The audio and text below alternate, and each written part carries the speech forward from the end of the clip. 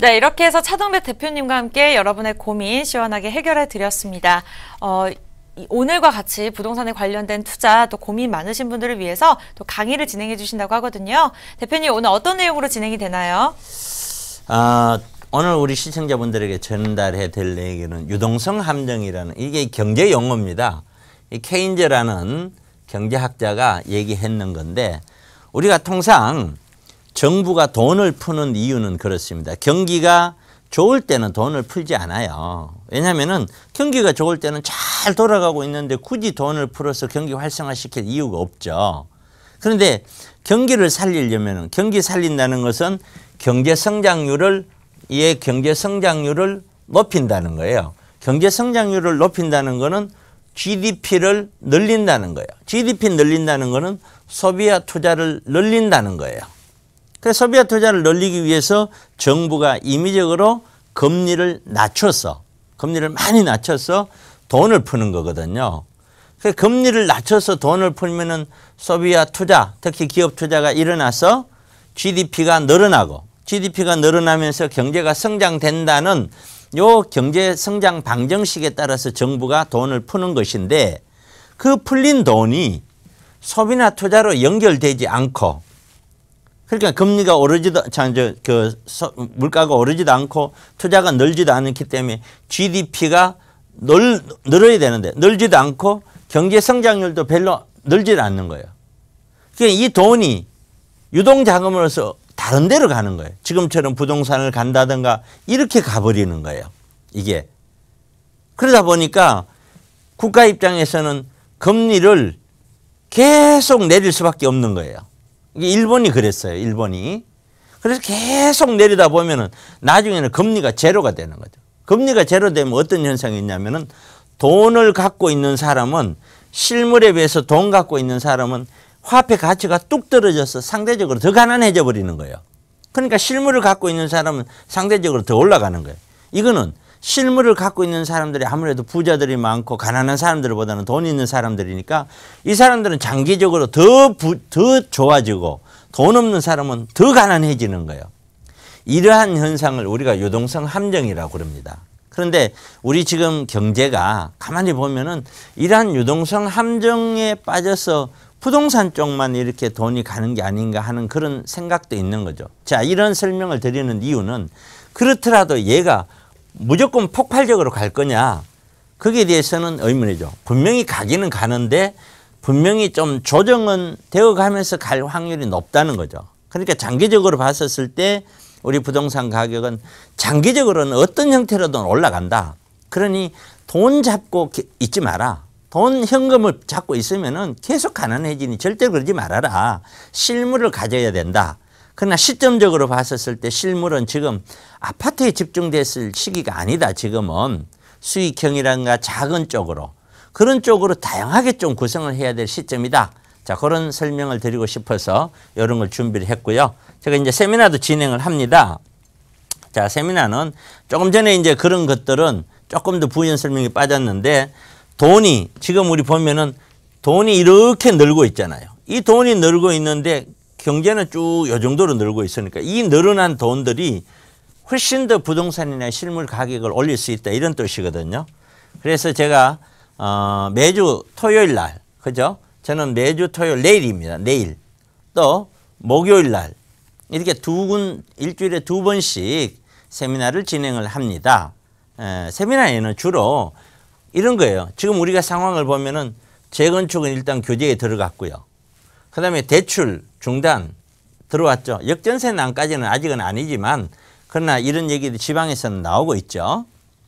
그럼 이런 상황인데, 이런 상황에서 어떤 식으로 우리가 해 나가야 될 거냐 하는 근본적인 논리를 우리가 보자면은, 간단하게 이런 거죠. 모든 투자 상품이라는 것은, 이런 투자, 여기가 기대 수익이면은 위험이죠. 여기 리스크. 이 선상에 존재하는 거거든요. 투자 상품은. 자, 이러한 투자 상품 중에 나는 고수익, 고위험 상품 하나를 가지고 있는데 올라갈 때는 얘가 수익을 많이 올렸어요. 그런데 그렇지 않을 때는 얘는 굉장히 리스크가 커지죠. 우리가 금융위기 이후에 아파트 가격이 그렇게 떨어질 거라는 건 아무도 생각을 안 했죠. 근데 분명히 한번 떨어졌었죠. 그러나 좀 전에 보여준 대로 돈은 늘고 있기 때문에 장기적으로는 가격은 또 올라가요. 그러나 지금 이 시점에서는 계속 그렇다고 이런 식으로만 갈 거냐? 그렇지는 않다고 봐지는 거죠. 한 번쯤은 지금은 여기처럼 수익이 좀 적더라도 안정적인 이러한 상품들을 중심으로 다시 한번 자산을 좀 재구성할 필요가 있다는 거죠. 올인해서 하나를 가는 거는 리스키한 시절이라는 얘기죠. 그래서 이런 세미나에서는 반드시 우리 시청자분들이 예약자에 한해서 제가 받고요. 예약이 되면은 오셔서 기본적인 어떤 투자 마인드에 대해서 저한테 들으시고 그 투자 마인드를 가지시고요. 보면은 지금 지방에서도 많이 오시는데 늘 그래 왔습니다. 제가 한 이런 방송을 하고 세미나를 한 지 한 10여 년 됩니다. 근데 10여 년 동안 뭐 제주도 해외까지 많은 분들이 오셨죠. 지방에서도 많은 관심을 갖고 계시는 분들도 오셨고요. 근데 와서 쭉 시청자분들이 얘기를 세미나 참석자들한테 질문을 받고 답변하고 그것도 같이 합니다. 쭉 해보면은 공통된 게 있어요. 첫째가 가장 중요한 게 투자에 대한 개념, 투자 마인드라고도 볼 수 있어요. 마인드 자체가 전혀 형성이 안 돼 있어요. 뭐 물론 지식은 없고요. 아예 없고요. 근데 그 상황에서 저한테 묻는 건 온통 그겁니다. 대표님 어디 살까요? 어디 살까요? 뭘 살까요? 이 아파트 어때요? 저 아파트 어때요? 요 질문밖에 없습니다. 물론 간간히 제가 갖고 있는 걸 이거 어떻게 보세요? 질문도 많이 있습니다만은 이 질문밖에 없어요. 이게 아니라는 거죠. 어딜 살까요? 이 동네 살면은 돈이 됩니다. 그 동네를 알고 있는 사람이 있으면은 이 지구상에서 제일 부자가 됩니다. 뭘 살까요? 이 아파트 사면 무조건 떼부자 됩니다. 그러면은 사돈의 8촌까지 땡빚을 다 써도 그거 다 사버리면 되죠. 뭐 하려고 다른 사람 줍니까? 그런 거 존재하지 않는다는 거예요. 전체 틀에서 사람들이 각자 투자자 성향에 따라서 또 투자자가 가지고 있는 자산 구조, 나이, 여건 그런 걸 보면서 합리적으로 투자 계획을 짜고 목표를 짜고 그런 것들이 우선시 돼야 돼요. 그리고 내가 무엇을 해야 될 것인지 가만히 앉아서 어디 가서 하나만 골라오면 되는 그게 아니라는 거죠. 내가 무엇을 해야 될 것인지에 대한 고민이 이루어져야 된다는 거예요. 이제 그런 측면이 이 세미나에서 전체가 다루어집니다. 그러니까 제가 갖고 있는 개인적인 생각은 세미나 2번, 3번 다닐 필요 없다는 거죠. 기본적인 마인드만 딱 갖춰지면은 그렇게 뭐 세미나 자주 다닐 필요가 있을까요? 그 시간에 저 같으면은 책 읽고 또 좀 더 현장 방문해보고 저 같으면 그럴 것 같아요. 그래서 많은 분들께서 와주고 계신데 물론 이제 예약이 바로바로 여러분들이 전화 순서대로 접수가 되기 때문에 어떤 분들은 2주, 3주 뒤가 예약이 될 수도 있어요. 반드시 예약자에 한해서 우리는 그 입장이 되고요.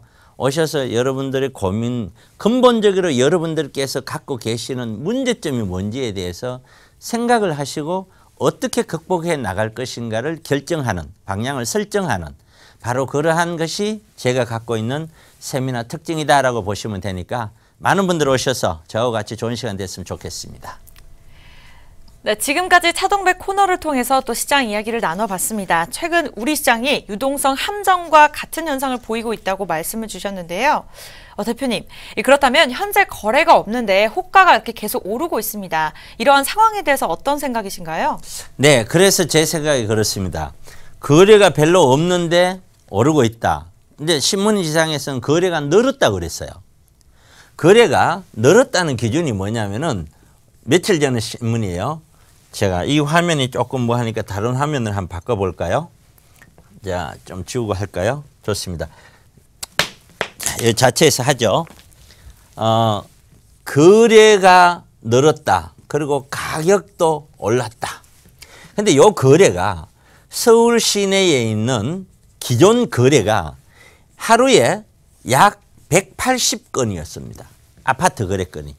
서울시 전체를 통틀어서 180건이에요. 이거는 이 거래라고 크게 보기가 힘들어요. 그런데 얘가 하루에 200건이 된 겁니다. 20건. 그러니까 거래량이 늘었다라고 신문에서 하는 거예요. 그러니까 이 매스컴을 잘 받아들여야 됩니다. 시청자분들은. 그리고 나서 여기저기서 오늘 또 보면 부동산 가격이 많이 올랐다 그러잖아요. 그러면 제가 판단했었을 때 이렇게 많이 올랐다는 것이 샘플링이 도대체 몇 개를 가지고 이렇게 올랐다고 얘기를 하냐라는 거거든요. 예를 들어서 자, 잠실에 그 유명한 잠실 주공 5단지, 잠실 뭐 거기에 옆에 있는 장미 아파트, 그리고 또 다른 쪽에 있는 강남의 유수에 있는 20평대 아파트 등등 제가 판단을 해봤어요.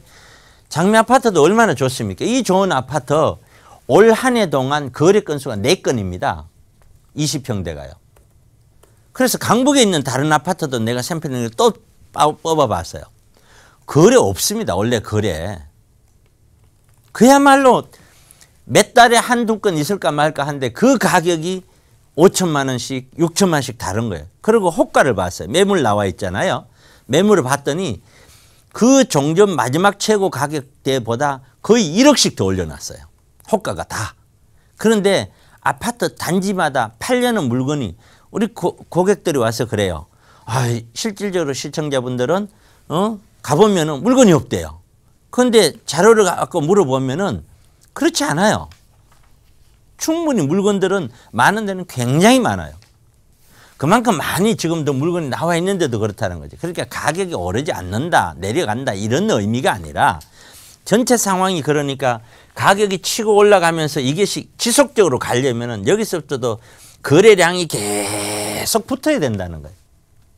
그렇지 않고는 꺾일 거라고 나는 보는 거죠. 그러니까 조정기가 들어올 수 있으니까 충분히 좀 한번 생각해 보자. 뭐 그런 의미로 제가 말씀을 드렸습니다.